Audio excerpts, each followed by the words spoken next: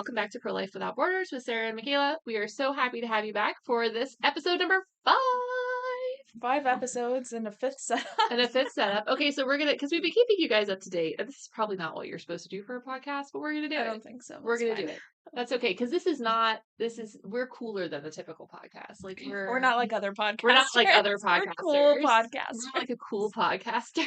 And if you got that quote, you're a millennial. Yeah. And you probably should check and make sure your Motrin isn't expired because you're going to need it.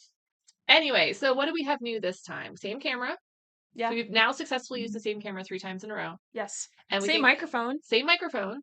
And we got a table. Yeah. The audio in the last couple of episodes was a little bit off. It's not bad. Those episodes are still being published because I'm not refilming them. We're a nonprofit and we can't afford to refilm things just because the audio is a little wrong.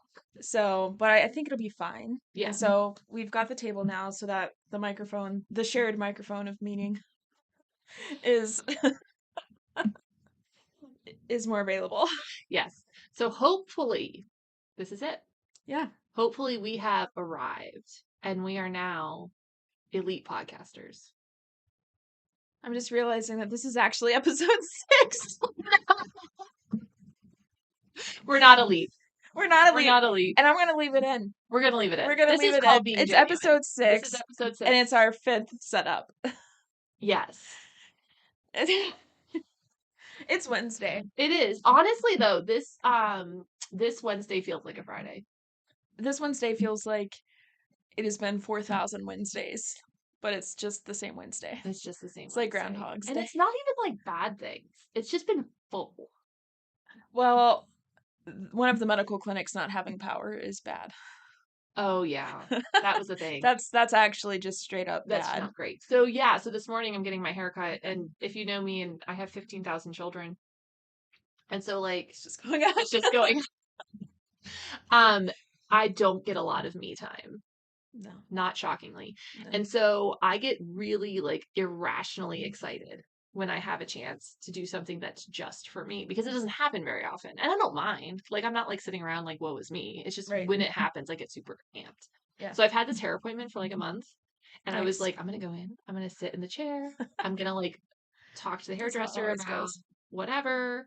And I'm going to get my hair cut. It's going to be so relaxing. And as she's cutting my hair, I'm getting a phone call that we're out of power in one of the offices, which is not a huge deal. I mean, it's obviously not ideal. We had to cancel a bunch of clients. We had to like reschedule people. Yeah, I mean, the office is closed. Yeah. It's also 4,000 degrees in Western Pennsylvania today. It is very warm. But we also have a second medical office, so we can still see clients. Yeah. We can still do everything. We just have to do it remotely. It just takes a little bit of adjusting. But it's like, I'm in the chair. I only get my hair. I had not got my hair cut in like 9 months because who has the time? And so I'm like holding my phone in front of me, like trying to like, and I'm blind. So it's like here and I'm trying to like, what? And I can't remember who even has our power. So the hair stylist is trying to help me figure that out. And I'm just like, this is not relaxing. This is not relaxing. And then I had to give her, like, not had to, she's great, but I gave her like a bigger than normal tip because I was like, I'm sorry, I'm one of those obnoxious people who was on their phone while they're getting their haircut. She's like, no, I understand. Like, my bad. Like, you didn't have a choice. Like, it happens. And I'm like, you're the nicest person ever. So yeah, that was say it's been a day. It's been a day. It's been a day. But that's okay. Because God is in it. And he's in control. And the work is getting done. And the work is getting done. So speaking of work getting done. Yes. Speaking of work getting done, we had really cool news this week. We had a client accept Christ as their savior. We did. Yes. And that was a good thing. Yes. That was a very good thing. So one of our staff, Alex, and she will eventually do we'll do an interview with her. Because she's really neat. She's so neat. She's our first bilingual staff member. So she's fluent in Spanish and English. And I'm very happy for that because it gives us a lot more opportunity to reach out to the Spanish-speaking population, especially with the Puerto Rican population in our area. And she's already helped with it. She actually took care of her first client on an interview. I don't know if you knew that. I like vaguely remember that. She was like coming in for her interview, and we pick up the phone and the client asks if we have anyone that can speak Spanish, and Alex just like wanders in and we're like, why, yes. We do. We do. And we're like, this is not a trick. Like, this is not a test. This is legitimately like, and she did. She just hopped on the phone and took care of it. Anyway, she's our strongest evangelist Yeah. by like a lot. Mm-hmm. Very passionate about sharing the gospel, very passionate about praying with people. And she led this lady to Christ. And it's just been, that was such a great, it was great. Yeah. Yeah. Because I think we can help them choose life, or we can help them with resources, or we can connect them to assistance or whatever. But like, if we can give them Jesus, man, like Yeah. that's the best. Yeah. So I'd say and maybe That's our that's why, life news of the week. yeah, maybe that's why we're under such attack though. Because, Honestly, yeah, we saved a soul and now our power's out. yep. Maybe those two aren't tied together, but Maybe they maybe are. they are. So that's our uplifting story of the week. And then our topic of the day, topic du jour. Yes, we are talking about. So last week we talked about the Dobbs decision and how that took abortion out of like the federal. That was not last week. That was 2 weeks ago. You're right. I think we blanked out. We've just like I think we were blocked out. so angry for the I entire was so episode filled with rage in the last episode. that we just blocked it out of our We just existence. blocked it out. So 2 weeks ago, we were talking about the Dobbs decision and how that took abortion out of like the federal realm and pushed it back to the state legislation. Mm-hmm. So states now have the right to decide how they're going to handle abortion. Right. And we mentioned in that episode that Pennsylvania did not change. Nothing really changed for us after Dobbs as far as abortion legislation goes. And so this week's topic, we are talking about state legislation and what can be done on a state level to help combat abortion. Right. And there's actually a couple layers to that. Yeah. So there's combating abortion, and then there's also protecting pregnancy centers. And I would have previously put those in the same category, and they're like adjacent. They're like sisters, not They're twins, yeah, but they're sisters. close sisters. Because there's abortion legislation, like saying we need protections for younger babies, or longer waiting periods, or ultrasound requirements, or stricter laws against home abortions, or whatever. I mean, there's tons of things that could fit under that. But then there's also protecting pregnancy centers. Yes. And one thing that has happened in Pennsylvania in the last couple of years, maybe even longer, honestly, is that pregnancy centers are coming under attack. Mm-hmm. And it's happening in other states too. So there's this big issue right now in New Jersey. The New Jersey Attorney General tried to subpoena like 10 years of documentation from a pregnancy center. Actually, I think like multiple pregnancy centers. And they wanted everything, like client files, which is so horrifying because like that's their personal information. Yeah, it was like private health information. Yeah, right. Donor records. They wanted marketing. They wanted everything. Yes. And obviously the pregnancy centers are fighting back because it's nothing but a giant fishing expedition because they don't have any, they're just looking. Right. They're just wanting to poke around. Yeah, they want to poke around and find something. And honestly, if you look through 10 years of anything, you're going to find something. I mean, you're going to find something you can complain about. But especially the client records. And I mean, and honestly, the donor records too. I mean, those are private. Like, that's not public information. And the state shouldn't have the right to just go into an organization and seize their stuff. Maybe we could talk more about that at a different episode. But Pennsylvania is, unfortunately, that could totally happen here. Yeah, so nothing changed after Dobbs came down for Pennsylvania as far as legislation. Something that did change was the heat that pregnancy centers really started to get. Not that Pennsylvania has ever been particularly friendly towards pregnancy centers. But they kind of left us alone. But we were mostly just kind of like, you take the snarky comment and then you just mind your business. Right.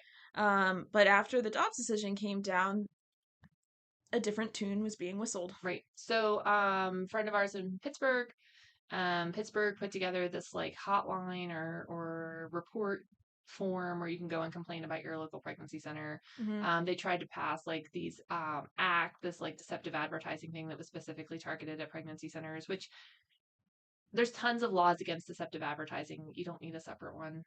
Like, it's just not necessary. The Allentown tried to do the same thing, didn't go there. A lot of things happened. But most recently, the one thing that happened is our previous governor, Bob Casey, which is confusing because his son is also named Bob Casey and he's a senator. Recently what happened, and this is actually something that Bob Casey Sr., former governor of Pennsylvania, put in place, was this program called Real Alternatives. Right. And the idea was that the state would provide funding for alternatives to abortion. Yes. And we never accepted that as in Promise of Life Network. Other pregnancy centers did, which is fine. Like, Yeah, whatever. we made the decision not to take any sort of government funding, Right. barring the I is it the wouldn't even get Department into of that. Health? Oh, okay, never mind. We don't have government funding. We made a decision not to accept any government funding. Right. Some pregnancy centers did. It's fine. It's Yeah. whatever. And then some of that funding also went to like Catholic charities and people in need to help with diapers and wipes and like other things that families needed that had chosen life and now they have this child or they're about to. So Josh Shapiro, our current governor, took that funding away Yep. from pregnancy centers, from Catholic charities, from people in need, from all of that, and reallocated to Planned Parenthood. Woohoo. Yes. Because they didn't have enough money.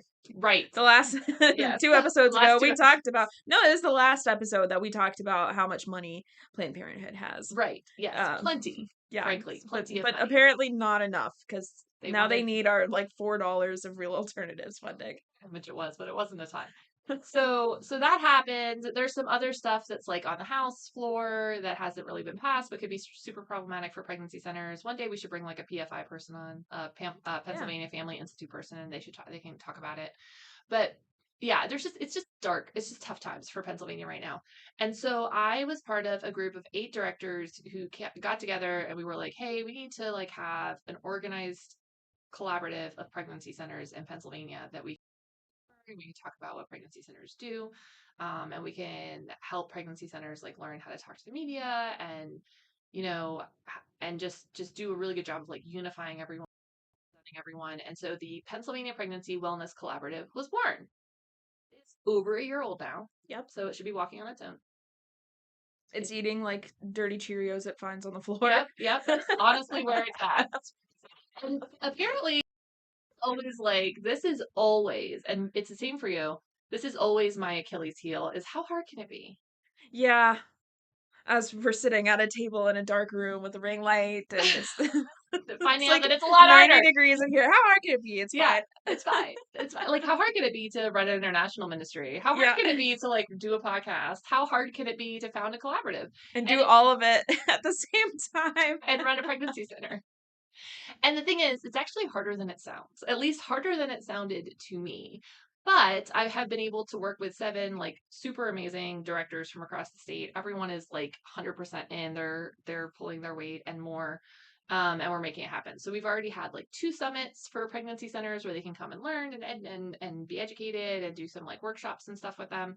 We had a day of advocacy in Harrisburg, and we've also had a chance to respond to some of the some of the things that have just been happening and kind of like write our response and be like, hey, this is who pregnancy centers are, this is what we do, this is how we operate. Right. So if people are listening, which hopefully they are, if there's if anyone out there, what would your advice be to people who are in states similar to Pennsylvania where things didn't change after Dobbs and like where do you even start? well, I think that's a hard question because everyone has different capacity. And I was actually talking to a friend of mine at that PFI banquet that we were at. Yeah. And she's like, it just feels so overwhelming. Like, what do I do? And I think the first thing you have to do is really evaluate what can I do? And not necessarily in a specific sense of like, I can do this very specific task, but more how many hours do I have to give? Or Right. how much money do I have to give? Or how much talent do I have to give? Or what specific talent do I have? And if at the end of that assessment, you're like, man, I actually don't have a ton of time, but I could do an extra $25 a month or an extra $50 a month. Or maybe you're like, okay, I have a ton of time, but I have no money. And that's going to change what you can do because most people, self included, cannot go out and start a collaborative of pregnancy centers on their own. Right. You just can't. Yeah. However, you could help someone who is already doing it or a group of someone who's already doing it. My first thing is always like call your local pregnancy center. Yeah. And say, hey, what do you need? How can I help? Can I donate? Can I volunteer? Do you have open positions if you're looking for a job? And then that pregnancy center can kind of give you some direction. Or if you want to volunteer for an actual statewide collaborative, you can talk to your local pregnancy center and see who your state's collaborative is. Mm-hmm. And then reach out to them because one of the big challenges we have, and I'm sure if we have it, others have it too, is that most states do not have a self-funded collaborative. Yeah. So like one exception is, I'm going to get it wrong. It's either Missouri or Mississippi. Okay. It starts with an M and it's in the South. And they are like, they're older. They're one of the largest coalitions as far as like the actual organization. Mm-hmm. Marsha Middleton is like fantastic, and she's the executive director, and they really have their game together, and they've been doing it for a long time, and they have funding, so they're in good shape. Mm-hmm. Most of the time it's like executive directors just trying to like make it happen. Mm-hmm. And so if someone called me and was like, hey Sarah, I really feel called to volunteer for the collaborative, I would have so much work for you. Because I don't want to poach Promise of Life Network volunteers. Right. Because that's not fair. Right.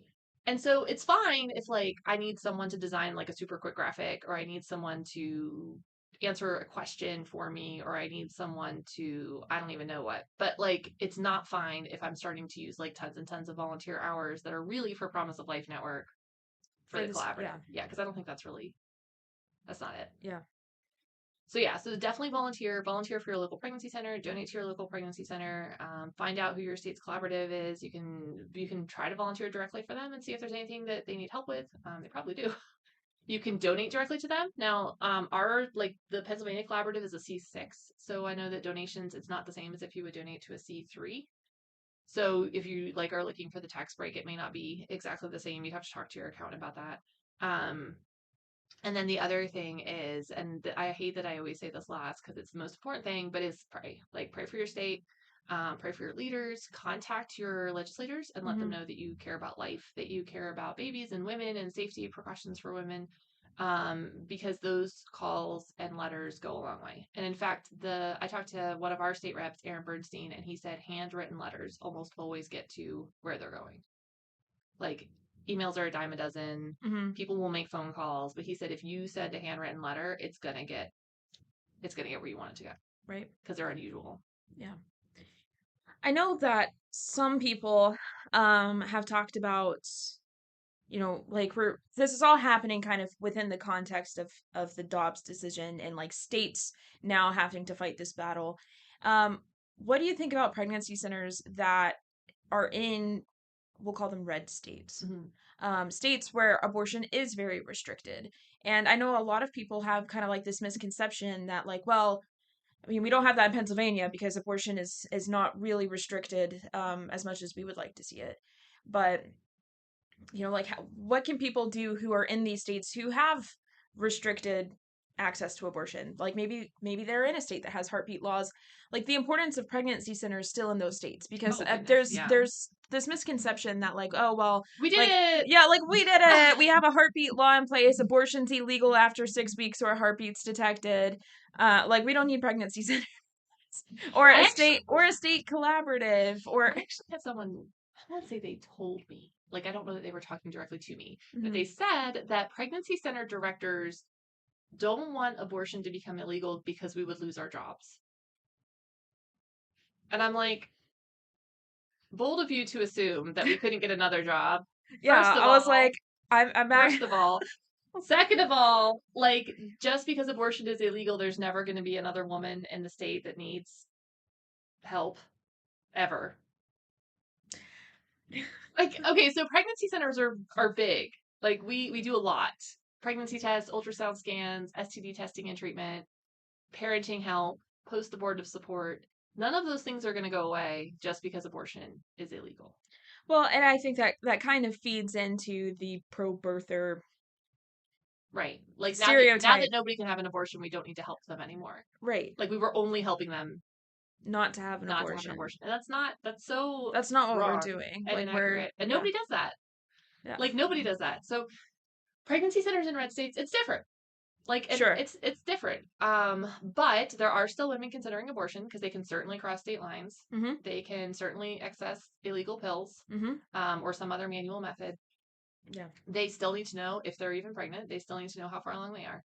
And they still, in fact, more of them will need help with diapers, wipes, baby clothes, education, because more women are going to have babies because they can't have abortions. Mm-hmm. And pregnancy centers need to be there in those situations. Absolutely. In like a big way. And the church needs to be there in those situations. Yeah. And I think, like, let's say you and I get off this podcast and we find out that abortion has been outlawed in the entire nation, we can't just close. No, I think if that happens, my tomorrow would probably look very similar to my today. Hopefully with power. Yeah, hopefully our power will be back. But Other like than that, the kind of daily ins and outs wouldn't be terribly different. nope. Girls, women are still going to need pregnancy tests. They're still going to need information. They're still going to need resources. Babies still use diapers. Babies are going to be pooping. I've had 14,000, as I referenced earlier, and they all pooped. Yeah. Or poop. Yeah. They all poop. Yeah. They're still doing it. Yeah. That's a good but thing. only two of them are in diapers, so that's good. But yeah, like it's pregnancy centers are still going to be very needed, and it's not like, and I think some people are like, but wouldn't it be amazing if, well, yeah, it would be amazing if abortion was outlawed, or if no one ever chose abortion. But to, like Jesus even said, like the poor will always be with you, like, and not that I would call our clients the poor, Right. but and I would maybe rephrase that, people are always going to be in need. Yeah, well, and it kind of goes back to I'm not trying to rephrase Jesus. It's not. Let me take Jesus's words and change them. It's not just a political issue; it is a heart issue. And Right. even if we outlaw abortion, people are still going to want it. Well, and even if, let's say, like, we could win the culture war and make abortion this unthinkable horror that nobody would ever try. People still try. People still need help. Unthinkable things. Well, people still try unthinkable things. And people still need help. Like, Yeah. you can be in need and not be considering an abortion. Right. Like, you could just need And health insurance. We have clients at Promise of Life Network, and I'm sure other pregnancy centers do, of clients who need help who are not abortion minded. Right. Like they were pro-life and they needed help. So Right. pregnancy centers they're for everyone. Right. Not just clients who are considering abortion. Mm-hmm. And that's something that I've had to like explain even to like friends of mine. Yeah. Because they're like, oh, I'm pregnant and I can't get into the OB until like 12 weeks or 14 weeks. And I'm like, oh, you should come to the center and get an ultrasound. And they're like, what? I'm not considering an abortion. And I'm like, wow, is my life a joke to you? No, it's not. Grab some vitamins, talk about our parenting program. Yeah. Like everyone can do that. That's not limited to women who are considering abortion or vulnerable to abortion. Yeah, absolutely. And that's why the collaborative is so important too, because pregnancy centers are so much more than just helping women choose life. And it is just unjust to consider that our state or any state would be, actively trying to push us away or push us out of business in favor of abortion clinics. Because the reality is we do so much more. And women need it. Women need us. Well, it's also frustrating as a pregnancy center employee to like come to work and always at the back of our minds, and I think it's at the back of everyone's minds, is today going to be the day? Mm-hmm. Especially here in Pennsylvania. Like, we have friends who have had rocks thrown into their windows. Yep. We've had friends whose clinics have been lit on fire. Mm-hmm. We've had, nearly lit on fire. Yeah. And so you just kind of wonder, like, is today going to be the day? Now, thankfully, we haven't dealt with that here at Promise of Life. I think some people, like, drew chalk drawings on our sidewalk. No, it wasn't even down the street. They missed us. People are like, how did they miss you? I'm like, I don't know, we're right there. And I think maybe like one of our signs has been like cleaned off once or twice, but like it's really not. We haven't had any problems. Yeah, it was like the problems we have had are very, very minor compared to like having your center burned like down. Fake review. Yeah, we did get that client every once in a while. We did get that letter. Oh, we did get a letter that was very like threatening. Ominous. But she had great handwriting. She did, and it also wasn't. And it was on like a flower card, and so it was very like it's a confusing an emotion. I was like, "Oh, a card! Ah, she's mad." And they were like threatening violence essentially, and then it wasn't even postmarked from Pennsylvania. It was like North Carolina. It was Georgia, which is a very bizarre. Like, wait, like it was just weird. Yeah, it was very. I think I kept it just in case, but then I lost it. Yeah, just in case the police were like, "Oh wow, it's gone now." So, but yeah, like it's sad that that's the case. And so when we're talking about like statewide action, the first thing that we both would recommend is talk to your local pregnancy center. And even if you can't do anything, if you can't donate money, if you don't have time to spare, I always love it when people ask me about like what's going on. Yep. Even people who don't donate, and it's not that they don't care, they just don't have time or other resources to do so. But just knowing that like other people are thinking about us and asking about like, hey, like what can we pray for this week? Mhm. Like I'm leaving here and I'm going to my church's prayer meeting, and people will ask me, Mhm. like, how was work this week? What can we pray for? Yep, that's And huge. that's much bigger to me than getting a check. Well, and I always say, like, ask people, and I try to ask people this too when it's like a personal thing, like when they're struggling or whatever, like, what is stressing you out? So, like, go to your pregnancy center and ask the director or ask one of the workers, like, what is stressing you out? And you would be surprised. It could be something you could do. Yeah. Like, one time we had, and this was like years ago, this was like 8 years ago, we had a volunteer come in, Rhiannon, Yeah.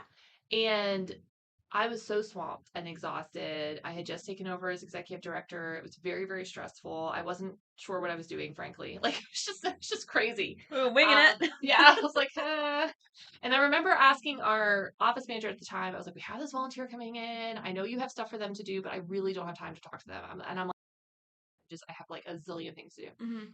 So I'm like in my office and I hear Cindy at the time talking to Rhiannon and she was like, so what do you like to do? And Rhiannon goes, I like to do websites. I flew out of my office like there was a fire and I perched on the desk and I was like, do you? Tell me. Because at the time we had this website that nobody could even edit. Yeah. And it was so outdated, it was embarrassing, but I couldn't figure out how to fix it. It was like, it was on WordPress, which was problematic, but it was like someone had created the template themselves and we couldn't get a hold of that person any longer. And no Yeah. one else knew how to get into it or could figure out how to get into it. And it was like weighing on me. Yeah. And Rihanna just showed up and was like, I like to do websites. And we still use the website Rhiannon built. Yeah. Yeah, because she volunteered for like 3 years, and it got to the point where I told our board, I was like, we are exploiting this volunteer because she's volunteering so many hours, and we hired her. Yeah. And now she's running another pro life organization, which is great. But Yeah. yeah, and so you don't know, like you don't know that you couldn't walk in and you could be the solution to something that may seem to you to be very minor, Right. but it's a big deal, like Yeah. a big deal to the pregnancy center. Yeah. So. One time we had a master gardener. Like this was still, she showed up with a youth group, and she was like, "Oh, I'm a master gardener," and I was like, can you tell us what to plant? Because everything we plant here dies. And she's like, oh, it's because of this reason that Something gardeners like the know. pH Yeah, the balance of the pH, soil or soil, acidity, Mercury's in retrograde. I don't even know what it was, but she was able to be like, oh, like you should plant this. yeah. Like, and for her, it was a 2 minute thing, but like I never could have figured that out. Yeah. So yeah, talk to your pregnancy center. Ask them what stresses them out. Ask them what they need, and then see if you can fill that need or help fill that need. Absolutely. So we need to take it back to Jesus. Yep. And what does James say? James says if you say to someone, be warm and filled, and you don't do anything about it, what good is it? Yeah. And if you see someone like, and these children, right? Like these babies that need diapers and need clothes and need formula and need baby food, if we as Christians just say to them, oh, be filled, we're not, Tough luck. yeah, we're not, that's not our calling. Like our calling is to be the hands and feet of Jesus. Absolutely. And it is so easy, like we talked about a couple episodes ago, just not to look. And we can't do that. Yeah. And there's needs in our own communities. Like, I don't care where you are. Like, I don't care what state you're in or country or county. Someone in your community is in need. Right. And if you have a local pregnancy center, they're addressing those needs and they need your help. Yeah. And I also think too, and this is something I'm sure we'll talk about down the road about the church specifically, because we're talking about being the hands and feet of Jesus, and that's an absolutely fantastic thing that we are called to do as individuals, but like you do so in a body, Right. and so this is just as much the church's issue as it is everyone else's issue. In fact, I would argue that it's the church's issue. Oh, absolutely. Yeah. And so I think we'll have a podcast episode about church involvement specifically, but talk to your local pregnancy center, and also talk to your church. And if your church isn't involved, they need to be. Right.